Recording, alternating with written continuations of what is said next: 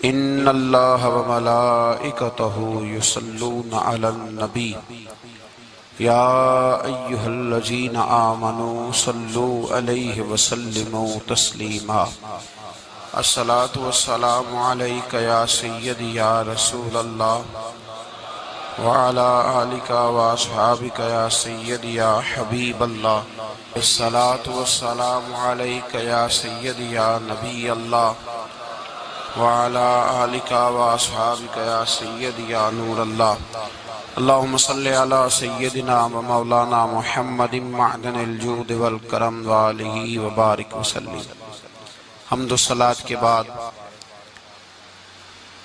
عالم اسلام کی تاریخ کا بہت بڑا دن 17 رمضان مبارک، جس دن اسلام کا سب سے پہلا معرکہ کفر کے ساتھ پیش آیا اور اس کو معرکہ بدر اور غزوہ بدر کہا جاتا ہے۔ اس کو قرآن مجید نے یوم الفرقان بھی کہا ہے، فرق کرنے کا دن۔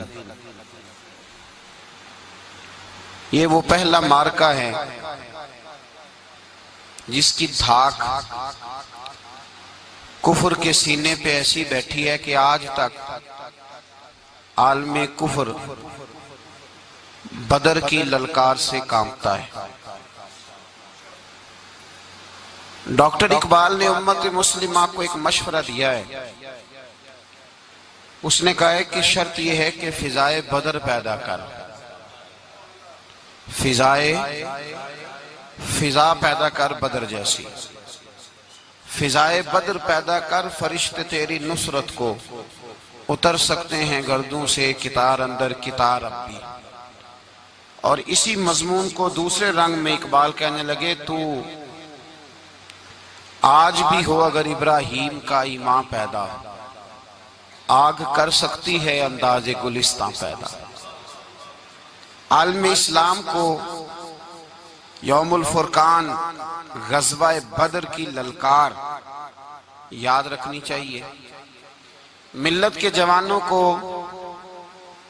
بدر کا سبق اور بدر کا نصاب کبھی نہیں بھولنا چاہیے۔ ہمیں آج جو درس دیا جاتا ہے وہ درس فلسفہ ہے۔ جو پیغام کفر کے مقابلے میں ہمیں بتلایا جاتا ہے وہ پیغام ہے مصلحت کوشی کا، وقت گزاری کا۔ ابھی دیکھو غزوہ بدر کا پس منظر مسلمانوں کو یہ سبق دیتا ہے کہ جب فضا پیدا ہو جائے تو اللہ مدد کر دیا کرتا ہے۔ جب فضا پیدا ہو جائے تو پھر اللہ مدد فرماتا ہے۔ جب فضا پیدا ہو، جب مدد کی فضائی پیدا نہ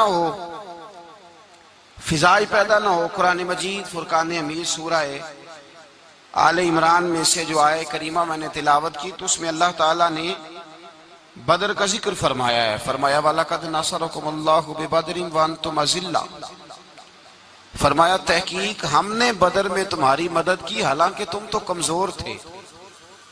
ہم نے بدر میں تمہاری مدد کی، تم تو کمزور تھے۔ میدان بدر کے اندر اللہ تبارک و تعالیٰ نے مدد فرمائی، نصرت فرمائی مسلمانوں کی، اور ایسی کامیابی دی کہ پورا کفر جو اس وقت موجود تھا وہ کانپنے لگا کہ مسلمانوں کے پاس اتنی قوت کہاں سے آ گئی، اتنی طاقت کے یہ کس طرح مالک ہوئے۔ بغور سمجھیے گا بات کو، ذرا تھوڑا سا پس منظر سمجھ لیں۔ 15 سال تک اعلان نبوت کے بعد نبی پاک صلی اللہ علیہ وسلم نے کسی جنگ کی، کسی لڑائی کی اجازت نہیں دی، کسی قسم کی منع فرمایا، بلکہ فرمایا لکم دینکم ولی دین، تمہارا اپنا دین ہے ہمارا اپنا دین ہے، منع کر دیا گیا۔ مسلمان ہجرت کر کے آ گئے مکہ سے مدینہ، لیکن یہاں بھی قریش مکہ اور کفار مکہ نے عالم اسلام کو، مسلمانوں کو، نبی پاک صلی اللہ علیہ وسلم کو سکون سے بیٹھنے نہیں دیا، پریشان کرتے رہتے تھے۔ اور اس پریشانیوں میں سے ایک بڑی پریشانی جب تک آپ بات کے پس منظر کو نہیں سمجھیں گے آپ کو اصل مضمون سمجھ میں نہیں آئے گا۔ پریشان کرتے تھے مسلمانوں کو، مدینے آ کر پریشان کرتے۔ دنیا کا ایک مزاج ہے، جو آدمی اپنا دروازہ بند کر لیتا ہے لوگ اسے بزدل سمجھتے ہیں، حالانکہ بزدل اور صلح پسند میں فرق ہوتا ہے۔ بزدل اور ہوتا ہے، صلح پسند، کچھ لوگ صلح پسند ہوتے ہیں، لوگ انہیں بزدل کا طعنہ دیتے ہیں۔ تو جو آدمی دروازہ بند کر لیتا ہے نا یا تھوڑا سا احتیاط کرتا ہے تو لوگ سمجھتے ہیں کہ یہ بزدل ہے، کمزور ہے، میں نے ڈانٹا ہے تو بھاگ گیا ہے، حالانکہ ایسا نہیں ہوتا، وہ شخص صلح پسند ہوتا ہے۔ میرے رسول کریم سید عالم صلی اللہ علیہ وسلم کی ذات صلح پسند ہے۔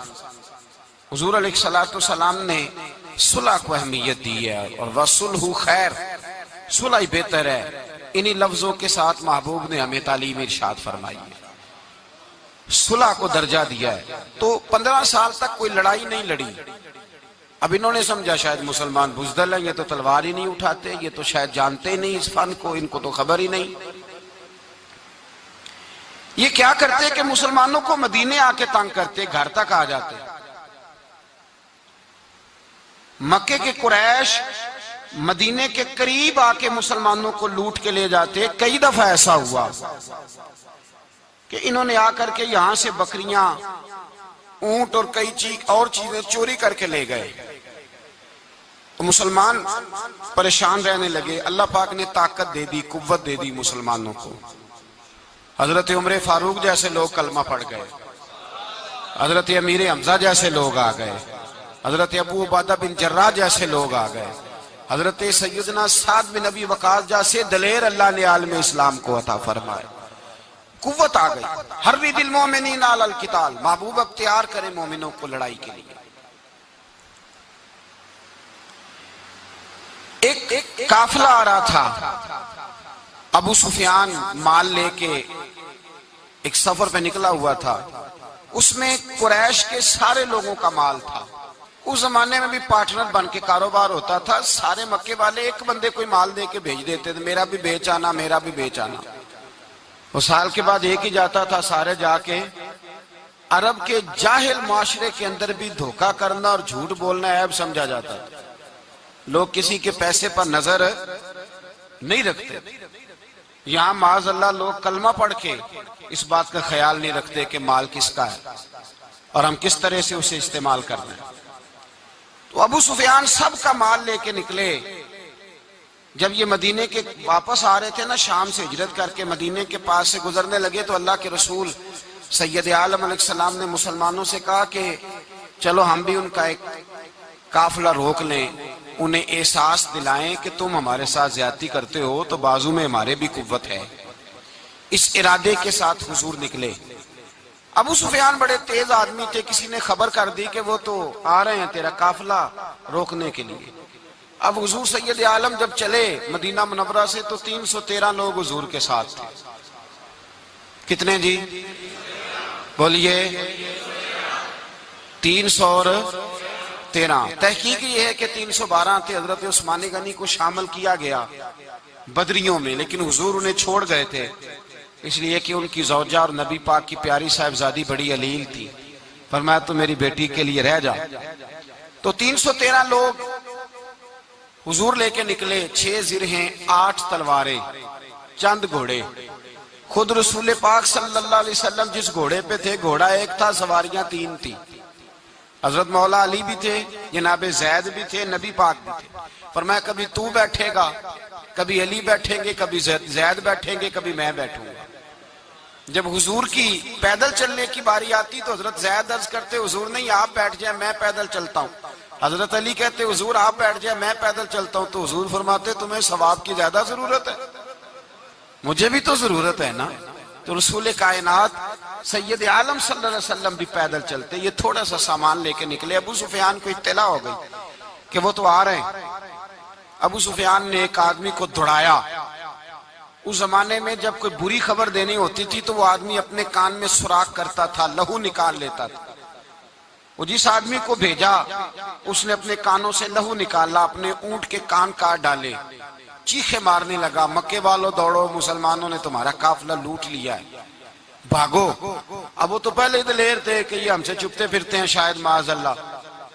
انہوں نے کیا کیا کہ 1000 کا لشکر، ہر آدمی کے پاس گھوڑا، ہر آدمی کے پاس تلوار، نیزہ، سارے عتبہ، عتیبہ، شیبہ، ابو البختری، امیہ بن خلف، ابو جہل، سارے اکٹھے ہو کے آئے اور نکلے میدان بدر کی جانب۔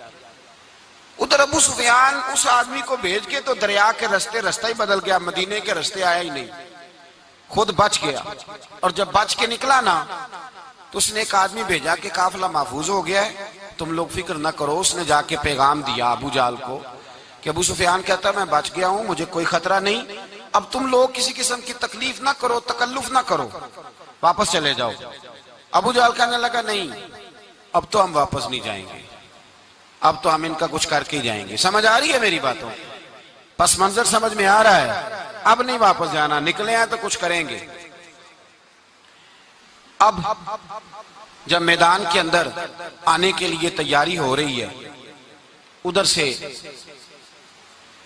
پتہ چل گیا، نبی پاک صلی اللہ علیہ وسلم کو اطلاع ہوئی کہ ابو سفیان تو اپنا لشکر بچا کے، قافلہ بچا کے لے گئے، لیکن قریش بضد ہیں آنے کے لیے۔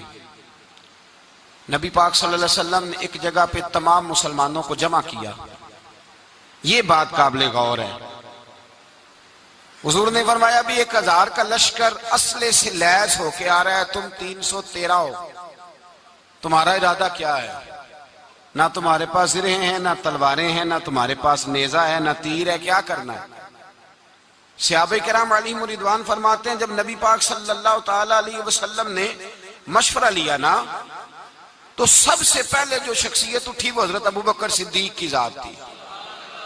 جناب صدیق اکبر اٹھے، عرض کرنے لگے محبوبہ بات ہی کوئی نہیں، آپ حکم کریں، ہم تو بڑی دیر سے تیار بیٹھے۔ حضرت عمر کہنے لگے حضور میں تو تھک گیا ہوں انتظار کر کر کے۔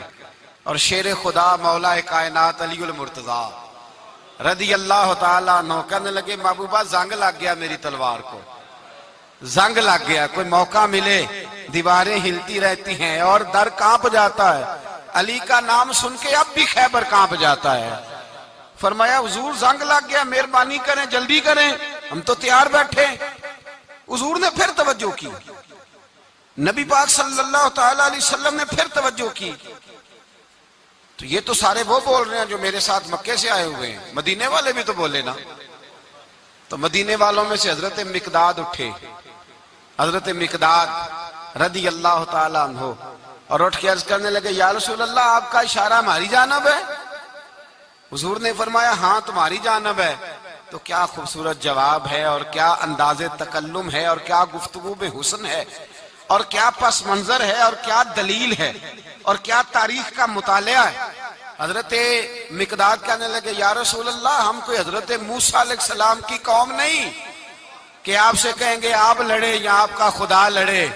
یا رسول اللہ ہم خشکیوں میں بھی لڑیں گے، دریاؤں میں بھی لڑیں گے، ہم خشکیوں دشت تو دشت ہیں، صحرا بھی نہ چھوڑے ہم نے، اور بحر ظلمات میں دوڑا دیے گھوڑے ہم نے۔ کہا حضور ہم وہ نہیں ہیں کہ جو آپ سے کہیں گے آپ لڑیں اور آپ کا خدا لڑے، ہم تو تیار ہیں، آپ جلدی کریں۔ پھر حضرت سعد اٹھے، سعد بن عبادہ رضی اللہ تعالیٰ عنہ اٹھے اور کیا خوبصورت عرض کیا، کہا یا رسول اللہ کس سے لڑنا ہے؟ حضور بولیے ذرا یا رسول اللہ۔ حضور نے فرمایا قریش مکہ سے۔ تو صحابی کا وجد دیکھیے گا، انداز دیکھیے گا، کہنے لگے حضور سنا ہے جن نظر نہیں آتے، دیو نظر نہیں آتے، سنا ہے دکھائی نہیں دیتے، محبوبہ آپ حکم کرے میں تو جنوں سے بھی لڑنے کے لیے تیار ہوں، میں تو ان دیکھی جگہوں پہ تلواریں چلا جاؤں گا، نبی کا حکم ہو تو کود جائیں ہم سمندر میں، جہاں کو محو کر دے نعرہ اللہ اکبر میں۔ یا رسول اللہ حکم کریں کس سے لڑنا ہے؟ میرے نبی پاک خوش ہو گئے، حضور خوش ہوئے، چہرے پہ مسکراہٹ دوڑی، فرمایا تم پر کوئی غلبہ پا ہی نہیں سکتا۔ فرمایا چلو اب اٹھو چلیں، نہ تلواریں ہیں، نہ گھوڑے ہیں، نہ کوئی شے ہے، نہ پاس اسلحہ ہے، نہ کوئی بظاہر طاقت ہے۔ حضور اٹھے تو ایک ننھا مجاہد حضرت سعد بن ابی وقاص کے چھوٹے بھائی عمیر بن ابی وقاص قد چھوٹا، حضور نے فرمایا سعد چلے عمیر رہ جائے، سعد چلے اور عمیر یہ چھوٹے ہیں۔ حضرت سعد کہتے ہیں میری عمر ابھی اس وقت تھوڑی تھی، میں 16-17 سال کا جوان تھا، تو بھائی اس سے بھی چھوٹے تھے، فرمایا تو رہ جا۔ اللہ اکبر۔ تو کہتے ہیں دیکھو عمر دیکھو، اور منانے کا انداز کیا ہے، جا رہے ہیں جہاد کے لیے، تو بچہ رو نہیں پڑتا گھر میں۔ حضرت عمر رونے لگے، کہنے لگے نہیں نہیں میں نے بھی جانا ہے۔ رونا کہاں جانا ہے بھائی؟ کوئی کھیلنے جا رہے ہیں، کوئی کھیلنے جا رہے ہیں، سیر کو جا رہے ہیں، کوئی جو ہے وہ کسی تفریح کے لیے نکل رہے ہیں، نہیں میں نے بھی جانا ہے۔ حضور نے فرمایا بیٹے تلواروں کی چھاؤں میں جا رہے ہیں، وہاں گرجدار آوازیں ہوں گی، وہاں سینے کٹیں گے، گردنوں پہ ضرب لگے گی۔ تو حضرت عمیر بن ابی وقاص نے نا اپنی ایڑیاں اٹھا لی، پنجوں کے بل کھڑے ہو گئے، کہنے لگے سونیا میں گردن کٹانے کو تیار ہوں۔ تو حضور نے فرمایا تیرا بڑا بھائی چلا جو ہے۔ حضرت عمیر کہنے لگے حضور قد میں بڑا ہے، طاقت میں نہیں بڑا، قد میں بڑا ہے طاقت میں، کہا یہ قد میں بڑا ہے، جسامت میں بڑا ہے، طاقت میں نہیں بڑا۔ حضور نے فرمایا کیسے پتا چلے گا؟ کہا حضور کشتی کرا لیں، کشتی کرا لیں۔ چشم فلک نے عجیب نظارے دیکھے، محبوبہ کشتی کرا لیں۔ حضور نے فرمایا کرو کشتی، کرا لیتے ہیں، کرو کشتی۔ کشتی شروع ہوئی تو سبحان اللہ کیسی عجیب اور منفرد کشتی ہے۔ حضرت سعد بن ابی وقاص رضی اللہ تعالیٰ عنہ کہتے ہیں میرا بھائی پہلوان کشتی سے پہلے گلے ملتے ہیں نا، تو کہتے ہیں گلے ملنے آئے تو حضرت عمیر میرے کان میں کہنے لگے تیرا تو نمبر لگ ہی گیا ہے، اور محبوب جسے قبول کر لے پھر اسے درگزر، اسے رد نہیں کرتے، تیرا تو لگ گیا ہے، تو یار چل تھوڑی دیر کے لیے گر جا بھائی جو ہوا۔